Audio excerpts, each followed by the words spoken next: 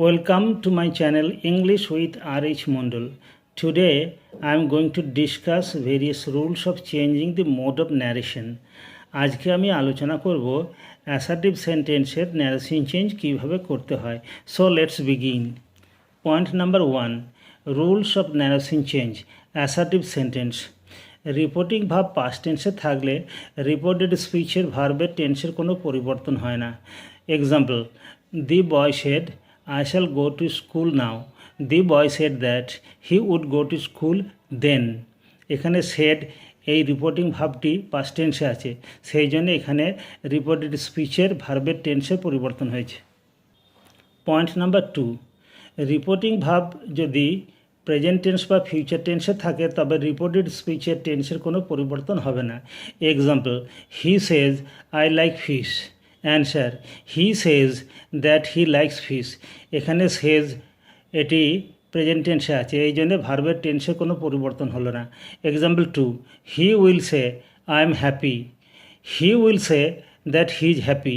এখানে will say এটি future টেন্সে আছে, এই জন্য এখানে রিপোর্টেড স্পিচের ভার্বের টেন্সের কোনো পরিবর্তন হলো না।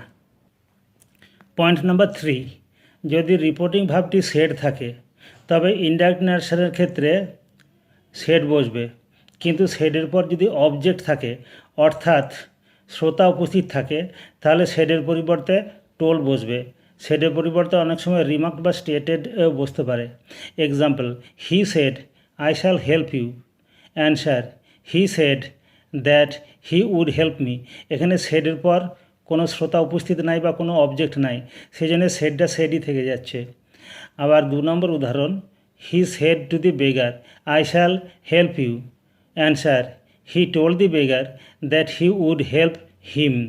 এখানে সেডের পর টু আছে এবং তারপর অবজেক্ট উপস্থিত আছে। অবজেক্ট হচ্ছে দি বেগার, অর্থাৎ যাকে উদ্দেশ্য করে বলছে সে উপস্থিত আছে, সেই জন্যে এখানে সেডের পরিবর্তে টোল বসছে, আর টোল্ডের পর যে টু সেই টুটা উঠে যাচ্ছে। পয়েন্ট নাম্বার 4, ডাইরেক্ট ন্যারেশনের কমাটি উঠে যায় এবং ওই স্থানে লিঙ্কার হিসেবে দ্যাট বসে। এই দ্যাটটি হচ্ছে কনজাংশন। এক্সাম্পল, যেমন he said I shall go to Kolkata today. Answer, he said that he would go to Kolkata that day. এখানে সেডের পর যে কমা সেটি উঠে গিয়ে ওখানে লিঙ্কার হিসেবে দ্যাট বসেছে। পয়েন্ট নাম্বার 5, ইনডাইরেক্ট ন্যারেশনের যে প্রোনাউনগুলি থাকে সেগুলি পরিবর্তিত হয়।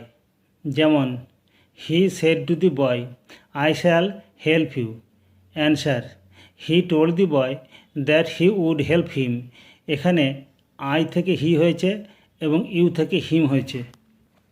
পয়েন্ট নাম্বার 6, যদি রিপোর্টেড স্পিচের মধ্যে কোনো চিরসত্য বা ইউনিভার্সাল ট্রুথ থাকে অথবা কোনো হ্যাবিচুয়াল ফ্যাক্ট বা চিরাচরিত ঘটনা বা নিত্যনৈমিত্তিক ঘটনার কথা উল্লেখ থাকে তাহলে সেক্ষেত্রে ভার্বের টেন্সের কোনো পরিবর্তন হবে না।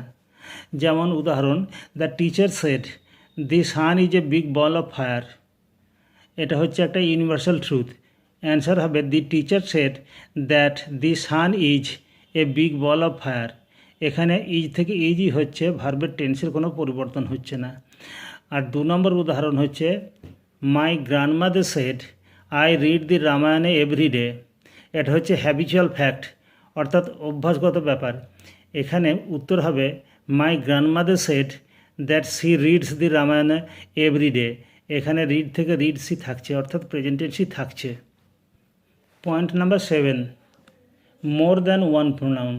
যদি একাধিক প্রোনাউন থাকে তবে ইনডাইরেক্ট ন্যারেশনে প্রোনাউনের পরে বন্ধনীর মধ্যে সংশ্লিষ্ট নাউনটি উল্লেখ করে দেওয়ার প্রয়োজন আছে। যেমন he said to Ram I shall help you. Answer, he told Ram that he would help him. হিমটা এখানে ব্র্যাকেটে রামকে উল্লেখ করলাম, কারণ এখানে হিম বলতে রামকে বোঝাচ্ছে। Point number 8, reported speech plus reporting ভাব। অনেক সময় দেখা যায় ডাইরেক্ট ন্যারেশনে আগে রিপোর্টেড স্পিচ আছে এবং পরে আছে reporting verb. Example, you are very ambitious he said to me. Answer, he told me that I was very ambitious. এখানে প্রথমে আছে reported speech, you are very ambitious. তারপরে আছে রিপোর্টিং ভার্ব সেড। 2 নম্বর উদাহরণ, you must take this medicine, the doctor said to me. Answer, the doctor told me that I must take that medicine. Point number 9, noun pronoun in the vocative case. Vocative case বলতে বোঝায় সম্বোধন পদ, অর্থাৎ when a person is addressed. The nouns or pronouns in the vocative case are turned into objects in the indirect speech. কোনো ব্যক্তিকে যখন তার নাম ধরে সম্বোধন করা হয় তখন সেটি ইনডাইরেক্ট ন্যারেশনের ক্ষেত্রে অবজেক্ট হিসেবে ব্যবহৃত হয়। Example, the teacher said, Rajesh you are disturbing. Answer, the teacher told Rajesh that he was disturbing. এখানে রাজেশটা অবজেক্ট হিসেবে ব্যবহৃত হলো টোল্ডের পর। পয়েন্ট নাম্বার 10, সেড থেকে ইনফর্মড, রিপ্লাইড অথবা remarked. In the case of assertive sentence we can replace the reporting verb said by many other verbs expressing the idea more exactly. Assertive সেন্টেন্সের ক্ষেত্রে অর্থটি আরও যথাযথভাবে প্রকাশ করার জন্য আমরা সেড বা টোল্ড এর পরিবর্তে অন্য কিছু শব্দ ব্যবহার করতে পারি, যেমন ইনফর্মড, রিপ্লাইড, রিমার্কড, অ্যাসার্টেড, এগুলো ব্যবহার করতে পারি। এছাড়াও আরও অনেক ওয়ার্ড আছে যেগুলো ব্যবহার করতে পারি, যেমন stated, answered, reported, reminded, declared, explained, related, assured, confessed, pleaded, asserted, affirmed, protested, whispered, etc. এখানে 3টে এক্সাম্পল দিচ্ছি। Number 1, he said to me I have bought a gift for you. Answer, he informed me that he had bought a gift for me. এখানে সেডের পরিবর্তে informed বসেছে, কারণ এখানে একটা তথ্য জানানো হয়েছে। Number 2, he said I was absent for my illness. Answer, he replied that he had been absent for his illness. এখানে সেডের পরিবর্তে রিপ্লাইড ব্যবহৃত হয়েছে, কারণ এখানে একটা প্রশ্নের উত্তর জানানো হয়েছে। Question number 3, he said you are handsome. He remarked that I was handsome. এখানে মন্তব্য করছে, এই জন্য সেডের জায়গায় রিমার্কড বসল। Point number 11, complex sentence with adverbial clause of time. অনেক সময় রিপোর্টেড স্পিচের মধ্যে একটা কমপ্লেক্স সেন্টেন্স থাকে এবং সেই কমপ্লেক্স সেন্টেন্সের মধ্যে একটা টাইম অ্যাডভার্বিয়াল থাকে এবং দুটো ভার্বই সিম্পল পাস্ট টেন্সে থাকে, তাহলে ভার্বের টেন্সের কোনো পরিবর্তন হবে না। একটা উদাহরণ দিলে পরিষ্কার বোঝা যাবে। Pintu said I was absent when the postman came. এখানে রিপোর্টেড স্পিচের মধ্যে একটা কমপ্লেক্স সেন্টেন্স আছে যার মধ্যে একটা টাইম অ্যাডভার্বিয়াল আছে। আই ওয়াজ অ্যাবসেন্ট এটা প্রিন্সিপাল ক্লজ, এখানে ওয়াজ এটা সিম্পল পাস্ট টেন্সে আছে। হোয়েন দি পোস্টম্যান কেম এটা টাইম অ্যাডভার্বিয়াল এবং এখানে সিম্পল পাস্ট টেন্স হিসেবে কেম ভার্বটা ব্যবহার করা হয়েছে। দুটোই সিম্পল পাস্ট টেন্সে, এক্ষেত্রে ভার্বের টেন্সের কোনো পরিবর্তন হবে না। অ্যান্সার হবে Pintu said that he was absent when the postman came. এখানে ওয়াজ অ্যাবসেন্টই থাকছে এবং কেম থাকছে, ভার্বের টেন্সের কোনো পরিবর্তন হচ্ছে না। Point number 12, said is replaced by the verb of the reported speech.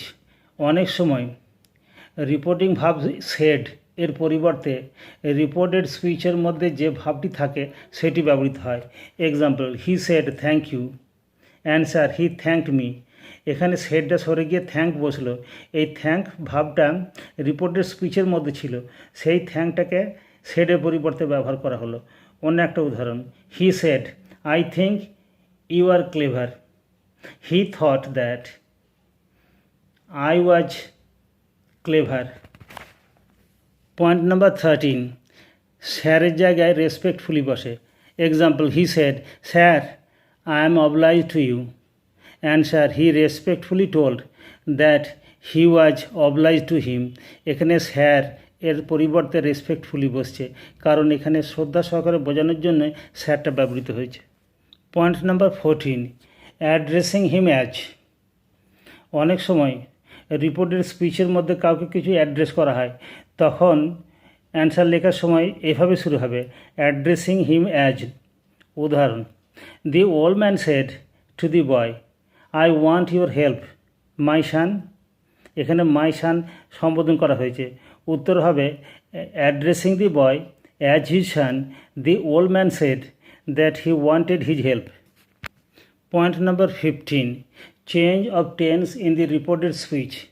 যদি রিপোর্টিং ভাব পাস্ট টেন্সে থাকে যেমন সেড, তাহলে সেক্ষেত্রে রিপোর্টেড স্পিচের ভার্বের টেন্সের পরিবর্তন হয় নিম্নলিখিতভাবে।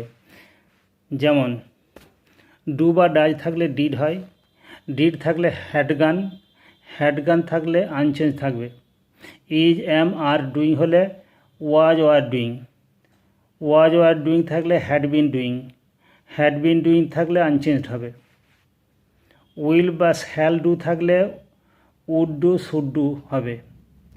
উইল বা শ্যাল বি ডুইং থাকলে উড বা শুড বি ডুইং হবে। উইল শ্যাল হ্যাভ ডান থাকলে উড বা শুড হ্যাভ ডান হবে। উইল বা শ্যাল হ্যাভ বিন ডুইং থাকলে would should have been doing হবে। উড বা শুড থাকলে আনচেঞ্জড হবে। মেড ডু থাকলে মাইট ডু, ক্যান ডু থাকলে could do. Has to do অথবা হ্যাভ টু ডু থাকলে হ্যাড টু ডু হবে। মাইট ডু বা কুড ডু থাকলে আনচেঞ্জড হবে। হ্যাড টু ডু থাকলে আনচেঞ্জড হবে।